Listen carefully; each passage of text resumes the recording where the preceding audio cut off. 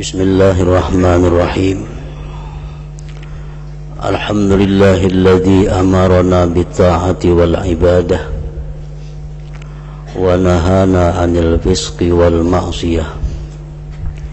Asyhadu an la ilaha illallah wahdahu la syarika lah wa asyhadu anna sayyidana Muhammadan 'abduhu wa rasuluhu wa la nabiyya ba'dah. Allahumma salli wa sallim wa barik ala sayyidina Muhammadin khairil wara sadiyah wa ala alihi wa ashabihi wa zurriyatihi wa adba'ihi ila yaumil qiyamah. Amma ba'du. Yang kita hormati dan kita cintai para habaib dan para alim ulama, guru-guru agama, para muhibbin, hadirin dan hadirat rahimakumullah. Puji dan syukur senantiasa kita haturkan kehadirat Allah subhanahu wa ta'ala yang selalu melimpahkan berbagai macam nikmat kepada kita, memberikan kepada kita taufik dan hidayah, sehingga kita pada malam ini dapat kembali berkumpul bersama-sama di majelis yang berkah ini.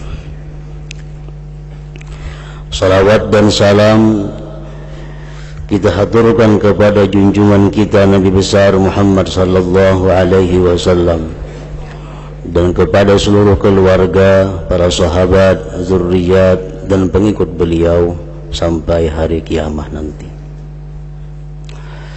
Para muhibbin rahimakumullah, al-haditsu tasi' an Abi Hurairah Abdurrahman ibn Sakhr radhiyallahu anhu qala sami'tu Rasulullah sallallahu alaihi wasallam yaqul ma nahaitukum anhu fajtanibuh wa ma amartukum bihi fa'tu minhu mastata'tum. فإنما أهلك الذين من قبلكم كثرة مسائلهم واختلافهم على أنبيائهم فإنما أهلك الذين من قبلكم كثرة مسائلهم واختلافهم على أنبيائهم رواه البخاري ومسلم. Hadis yang ke-9 dari 40 hadis dari Abi Hurairah Abdurrahman bin Sakhr radhiyallahu anhu, beliau berkata, aku mendengar Rasulullah sallallahu alaihi wasallam bersabda, sesuatu yang aku larang kalian dari sesuatu itu, maka jauhilah sesuatu itu. Dan sesuatu yang aku perintahkan kamu dengannya, maka datangkan dari sesuatu itu menurut kemampuan kamu. Maka hanya saja yang membinasakan akan orang-orang dari sebelum kamu banyaknya pertanyaan-pertanyaan mereka dan berselisihnya mereka atas para nabi-nabi mereka. Hadis riwayat Imam Bukhari dan Muslim.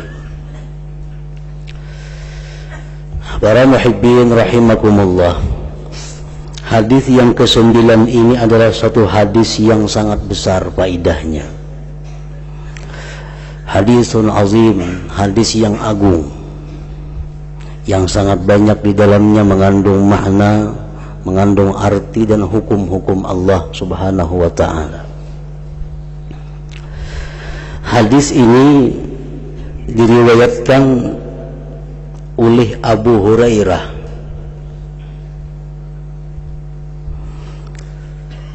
Abu Hurairah ini adalah salah satu di antara sedikit manusia yang sangat beruntung.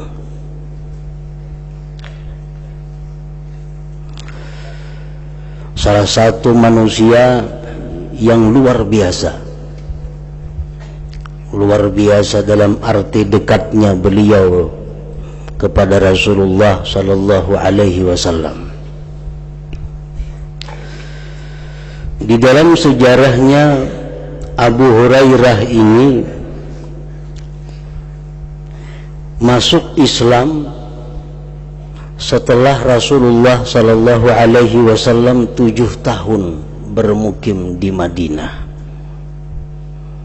Artinya 3 tahun setelah itu Rasulullah wafat.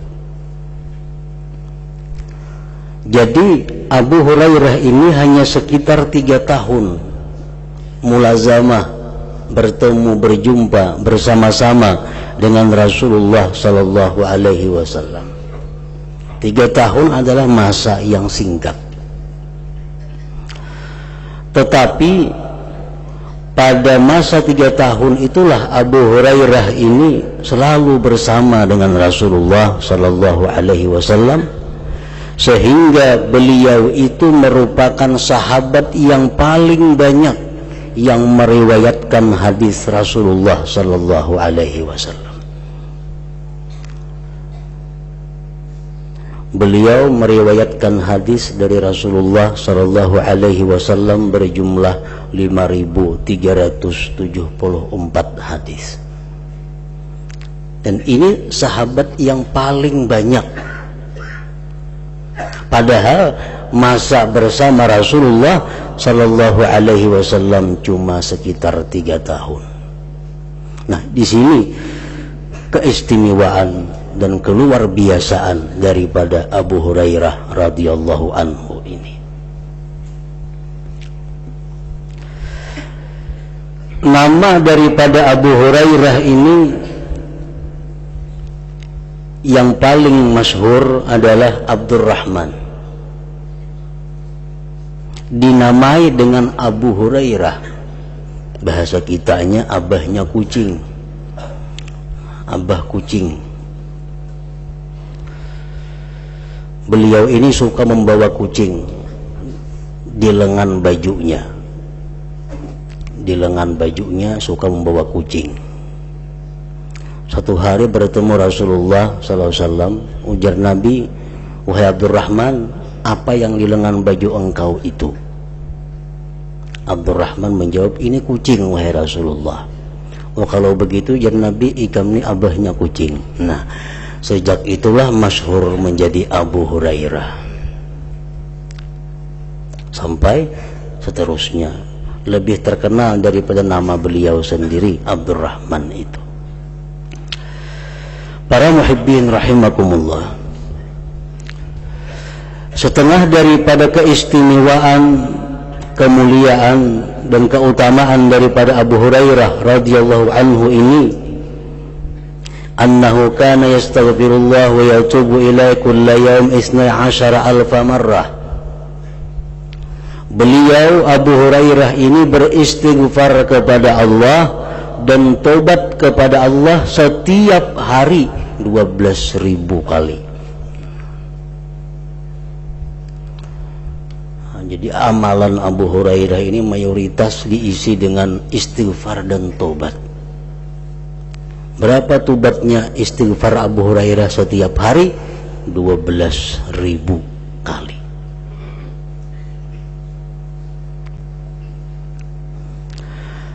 Dan lagi ada satu karamah dari Abu Hurairah dan merupakan satu mukjizat daripada Rasulullah Sallallahu Alaihi Wasallam.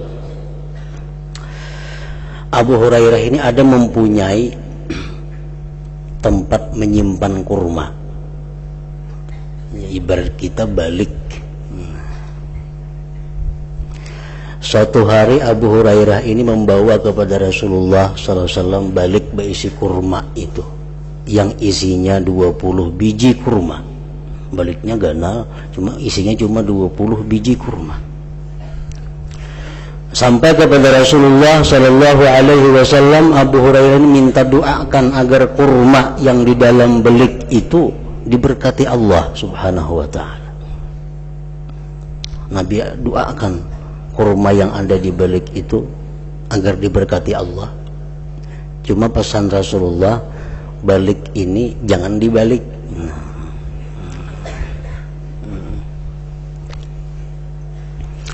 Dibawa pulang oleh Abu Hurairah.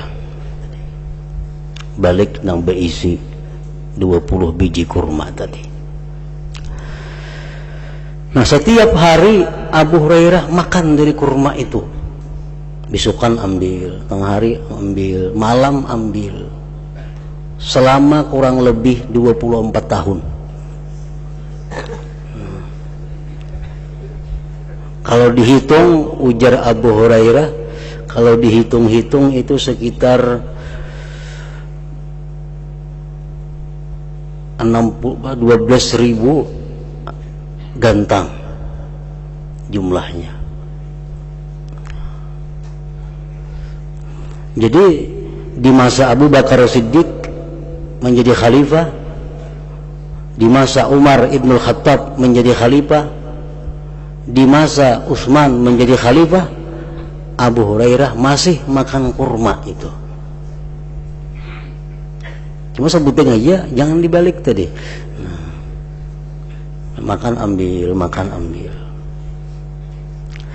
Dan sepanjang hidupku, ujar Abu Hurairah, ada 3 musibah yang menimpa diriku. Pertama, wafatnya Rasulullah Sallallahu Alaihi Wasallam. Yang kedua, wafatnya Sayyidina Utsman radhiyallahu an. Yang ketiga, balikku hilang. Baliknya hilang. Terjadi kerusuhan di Madinah di waktu terbunuhnya Khalifah Utsman. Terjadi kerusuhan di Madinah, akhirnya balik itu dirampok, dicuntan orang, sehingga sampai waktu itu kada dapat lagi. Dan itu musibah bagiku, kata Abu Hurairah radhiyallahu anhu. Nah, para muhibbin rahimakumullah. Jadi hadis yang akan kita baca ini adalah hadis yang diriwayatkan oleh Abu Hurairah radhiyallahu anhu.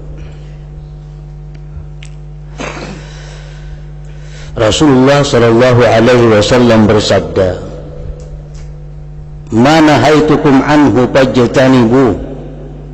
Sesuatu yang aku larang kalian daripada sesuatu itu, maka jauhilah. Sesuatu yang dilarang, jauhilah olehmu, hindarilah olehmu. Dan sesuatu yang aku perintahkan kamu dengannya, maka laksanakan daripadanya menurut kemampuan kamu. Dan hanya saja yang membinasakan orang-orang terdahulu dari sebelum kamu, banyaknya pertanyaan-pertanyaan mereka dan berselisihnya mereka atas para nabi mereka. Nah, para muhibbin rahimakumullah, ini hadis mempunyai hukum, di dalamnya kandungan hukum yang banyak. Ini hadis mempunyai faedah yang besar. Salah satu yang kita ambil daripada faedah hadis ini atau kandungan hukum di dalamnya, tarku wahidin minal muharramat aula min iktsarin nawafil. Meninggalkan satu yang diharamkan Allah lebih baik, lebih utama, lebih besar pahalanya daripada memperbanyak ibadah sunat. Meninggalkan satu yang diharamkan Allah, pahalanya jauh lebih besar daripada kita banyak melaksanakan ibadah sunat.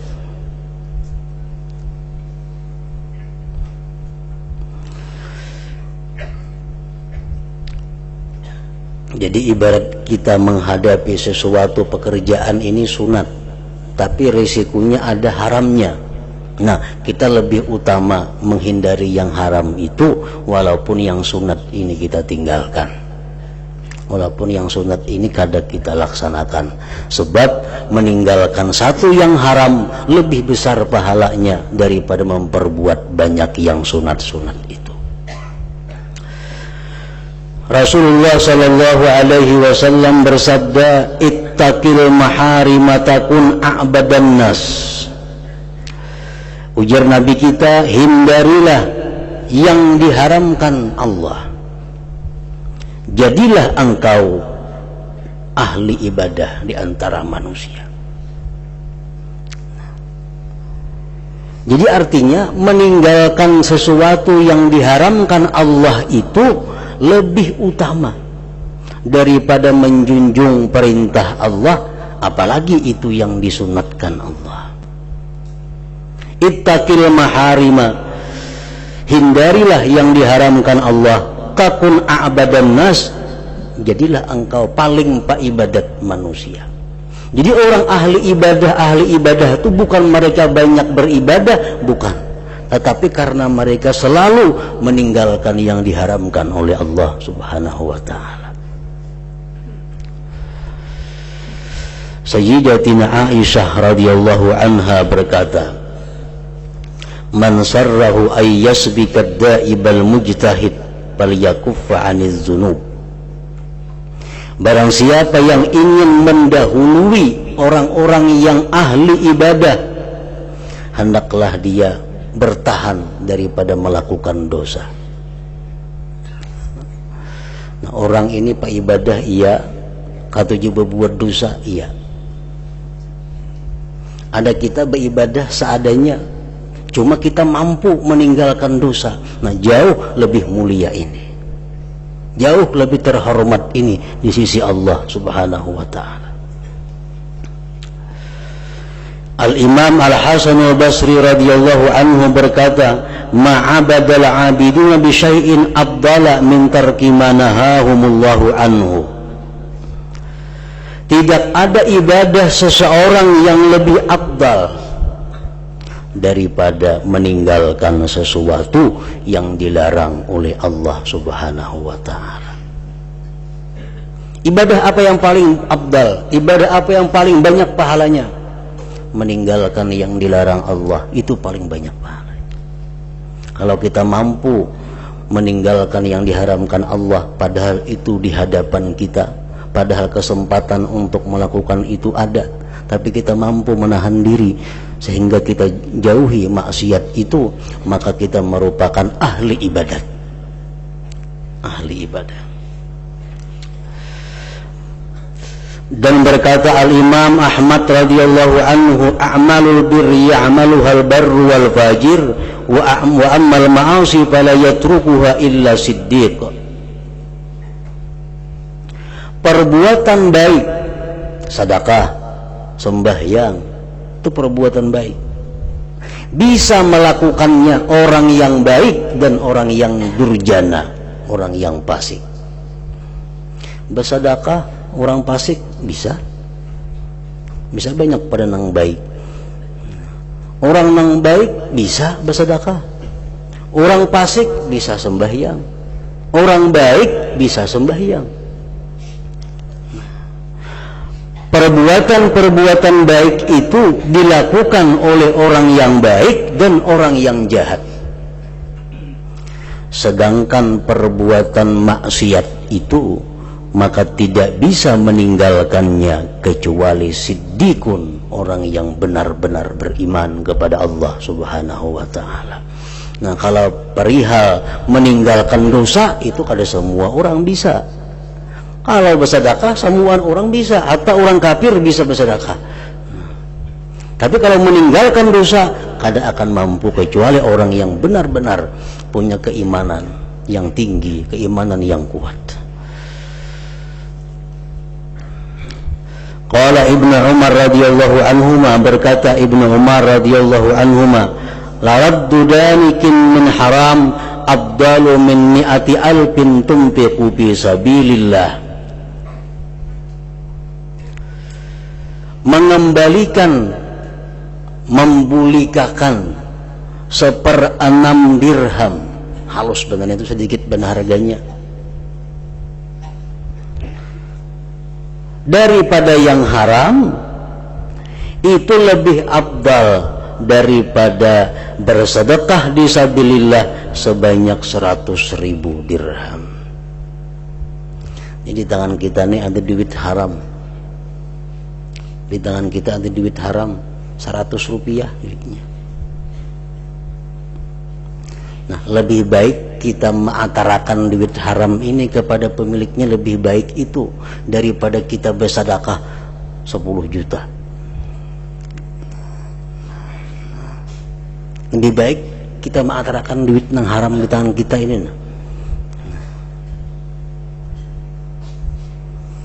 Jadi sesuatu yang diharamkan Allah itu lebih utama daripada perbuatan-perbuatan yang sunnah, walaupun itu banyak. Nah, para muhibbin rahimakumullah, itulah perkataan-perkataan para ulama, perkataan-perkataan para sahabat, para tabi'in tentang yang demikian. Nah, contohnya dalam masyarakat kita sangat banyak terjadi yang demikian. Salah satunya takbilul hajaril aswad, mengucup hajar aswad. Itu hukumnya adalah sunat. Hukumnya sunat. Nah, tetapi apabila di dalam pelaksanaannya itu menyakiti orang lain, yang mana menyakiti orang lain itu hukumnya adalah haram, nah lebih baik kada usah mengucup hajar aswad, tapi kita kadang menyakiti orang lain, jauh lebih tinggi itu nilainya.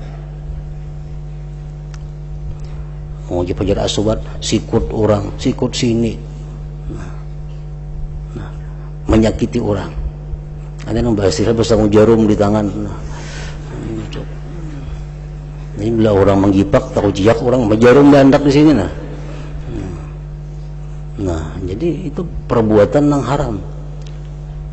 Rasulullah Shallallahu Alaihi Wasallam pernah berpesan kepada Sayyidina Umar bin Khattab radhiyallahu an. Ujar Nabi, wahai Umar, engkau ini laki-laki yang kuat gagah. Kamu jangan mengucap hajar aswad. Kasihan orang-orang yang lemah. Kasihan orang-orang yang lemah. Kalau kosong, nah silahkan. Nah, karena mengucap hajar aswad itu sunat, sedangkan menyakiti jasmani orang itu adalah hukumnya haram. Jadi kita hitung, nah, kalau kita anggaran menyakiti orang, menyikut orang, kada usah. Kalau kita sanggup kada menyikut orang, kada jadi masalah. Seperti yang dilakukan oleh Ibnu Umar radhiyallahu an. Ibnu Umar ini sini mengucup hajar aswad, tapi kada hendak menyakiti orang, seadanya. Sampai hidung sidin berdarah, sidin istirahat dulu. Begitu darahnya sudah berhenti, maju lagi. Akhirnya bisa mengucup hajar aswad, tapi tanpa menyakiti kiri kanan muka belakang. Nah, kalau hakun macam itu, silahkan mengucup hajar aswad. Nah, apalagi yang mengucup hajar aswad ini adalah perempuan-perempuan yang bersesak-sesakan di tengah-tengah laki-laki. Itu hukumnya sesuatu yang diharamkan Allah. Bini-bini masuk ke tengah laki-laki. Ada yang diujikan gini. Ada tukang uji seperti yang bawa mengucup hajar aswadnya itu, nah diunjuk bini ke situ.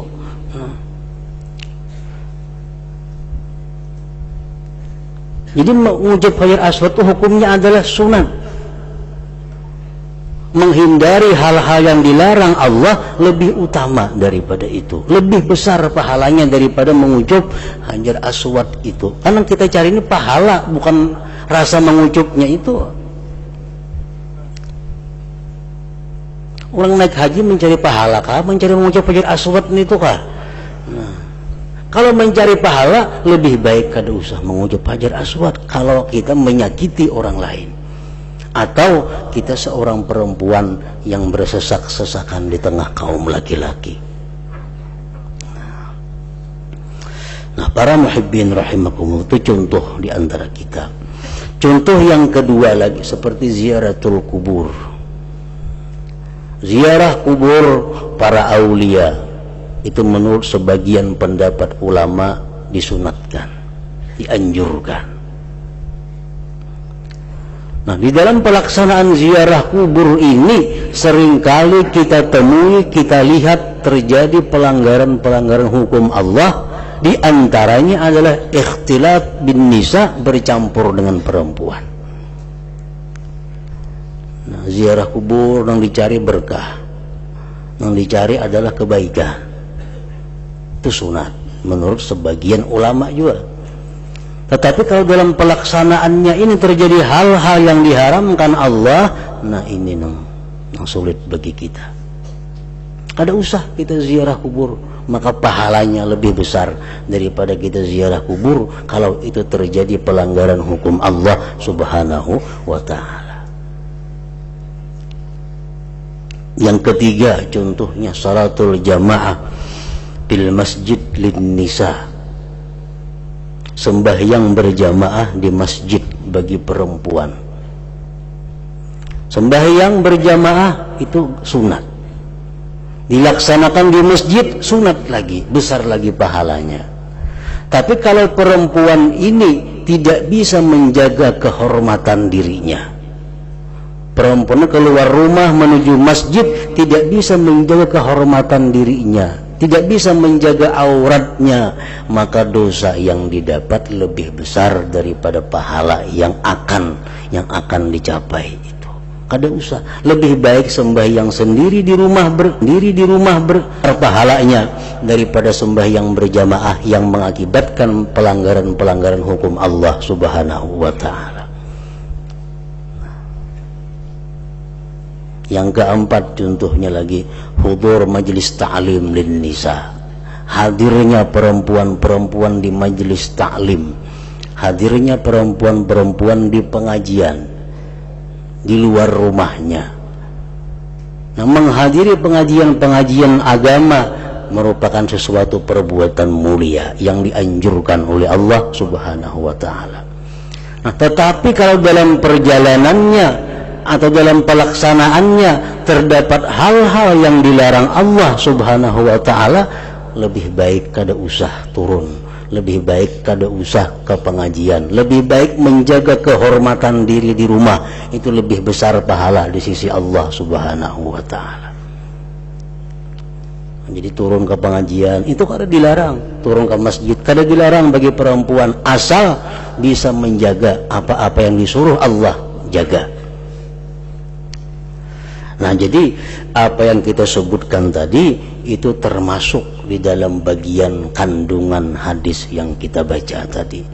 Mana haitukum anhu fajtanibu, sesuatu yang aku larang kalian maka jauhi tanpa ada kecuali, dan sesuatu yang aku perintahkan kamu dengannya laksanakan menurut kemampuan kamu. Nah, menurut kemampuan kamu. Artinya kalau kita bisa menjaga diri, kalau kita bisa menjaga hukum Allah, nah silahkan kita melakukan hal-hal yang diberi pahala oleh Allah Subhanahu wa ta'ala. Nah, silahkan kita melakukan hal yang sunat sebanyak-banyaknya, ibadah-ibadah sunat sebanyak-banyaknya. Tetapi yang perlu kita perhatikan bahwa meninggalkan satu yang diharamkan Allah lebih besar pahalanya daripada memperbanyak sesuatu yang disunatkan tadi. Nah, para muhibbin rahimakumullah, selanjutnya hadis yang ke-10. Hadratin Nabi sallallahu alaihi wasallam, Al-Fatihah.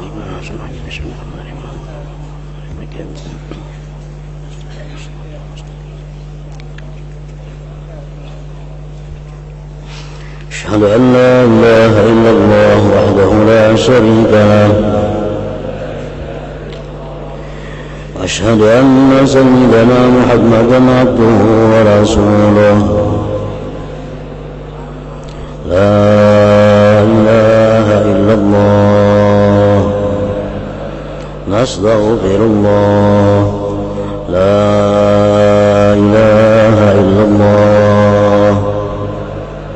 نستغفر الله لا إله إلا الله نستغفر الله لا إله إلا الله ونتوب إلى الله لا إله إلا الله محمد رسول الله صلى الله عليه وسلم ويا أيها الرجل منه شفاعة صلوا عليه وسلموا تسليما صلى الله وسلم